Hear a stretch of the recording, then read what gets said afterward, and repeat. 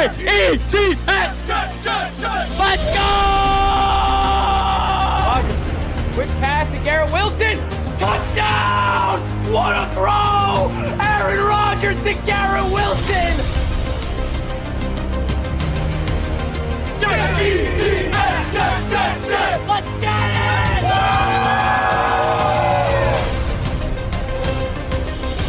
Wow! Jet Life Stadium. Aaron Rodgers is home, baby. Jets media, I love you all. Free call! It's gone! Ready to take flight with the Jets, baby. Let's go! Woo!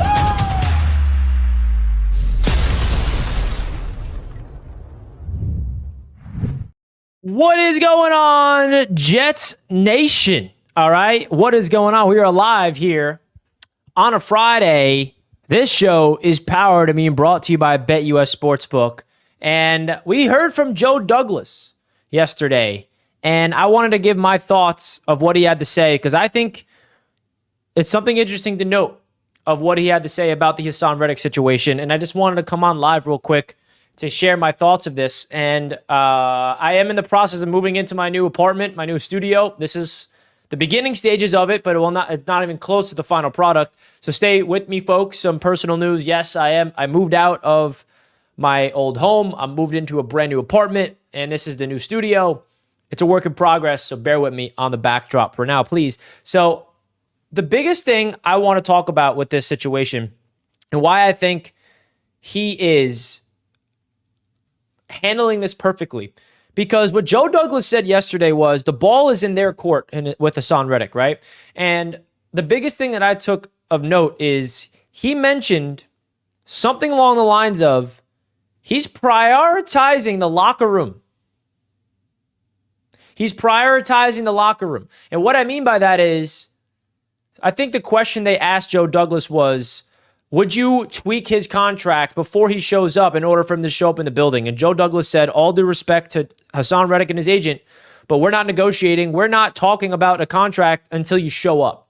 Because Joe Douglas knows if he doesn't do that, if he just signs Haason Reddick to the deal that he wants without him showing up, everybody in the locker room is going to understand, like, oh, wow, Douglas is taking care of this guy who never showed up, did not go through a whole training camp, but he's not going to extend me, Michael Carter II, on a contract year. He's not going to pay me, DJ Reed, entering a contract year. So I think that's what Joe Douglas is prioritizing. He's prioritizing the culture of this locker room, and he wants to take care of the players that have been here. Now, obviously, he has not extended Michael Carter II. We don't even know if that's even happening yet. But I think that Douglas is looking at this in the bigger picture.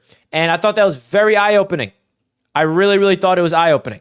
All right? So shout out to that. Hennessy knows the vibe. Richie out of the parents' crib.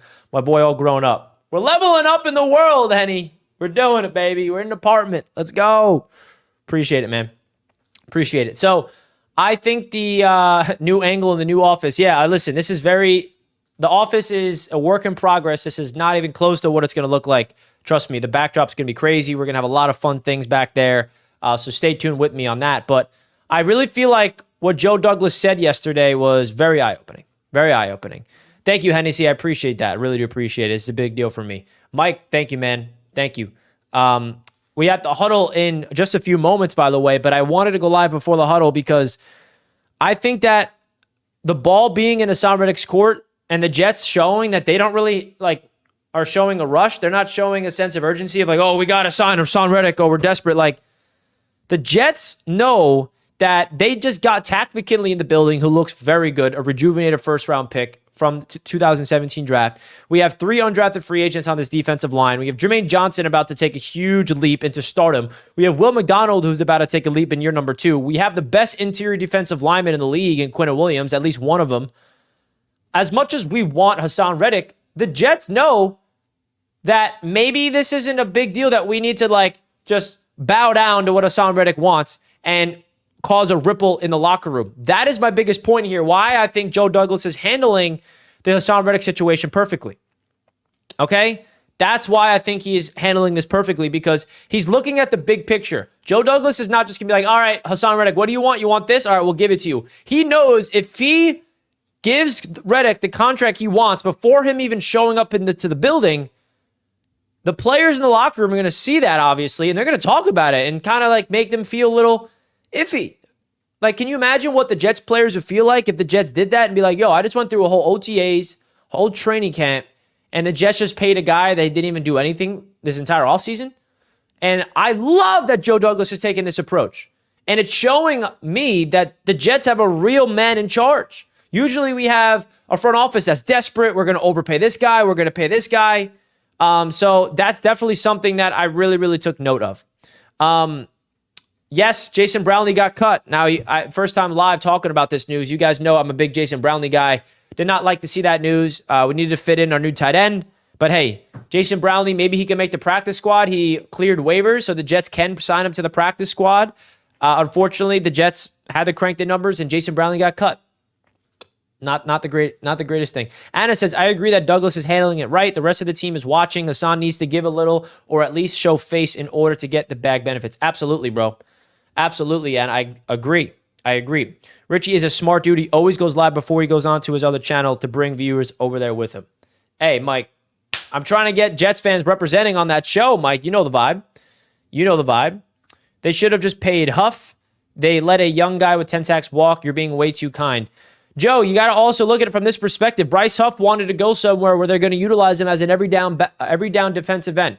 In hindsight, we should have re-signed Bryce Huff, but it takes two to tango. The Jets offered Bryce Huff a deal, but they could not offer him the position that he was looking for to be an every down defensive end.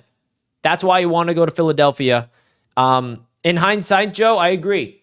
We should have just re-signed Bryce Huff. But at the end of the day, I still think that the way that he's handling the Reddick situation is as good as you possibly can get. Folks, don't forget to hit the like button on your way into the show. We have Jets football literally right around the corner, folks, and it's freaking insane. I did want to share you guys some of the odds on BetUS for week 1 against the San Francisco 49ers, because BetUS is the proud sportsbook sponsor of Jets Media. And if you guys want to sign up today, definitely consider taking advantage of this offer that they got. 125% sign-up bonus on your first 3 deposits up to $2,000. The number 1 online sportsbook. If you guys have not opened up your BetUS account by now, what are you doing, folks? Come on now. So here are all the lines for week 1. The Jets, wow, the line's changing. The last time I checked, the Jets were +4. Now they're +3.5. That tells me that a lot of people are putting their money on the Jets to win this game. A lot of people are putting money on the Jets to cover. If there was something I like, it's definitely the under of 44. I do not see this being a high-scoring game. We saw the news that Brandon Ayuk officially got his money. He is going to be playing in this game. And the fact that the Jets are 3.5-point underdogs on the road, interesting. Let me know your thoughts in the comments, guys. Which bet do you like for this Jets team? Don't forget that the BetUS also has awesome future bets. The Jets are officially the favorite to win the AFC East, which is unbelievable. All right? They were the favorite last time I checked. They still remain the favorite, +170. The highest odds to win it, the whole damn thing. So BetUS is the number 1 online sportsbook, and very, very fortunate to be partnered up with BetUS. Now, if you click the BetUS TV tab, don't forget that your boy is on BetUS TV right here.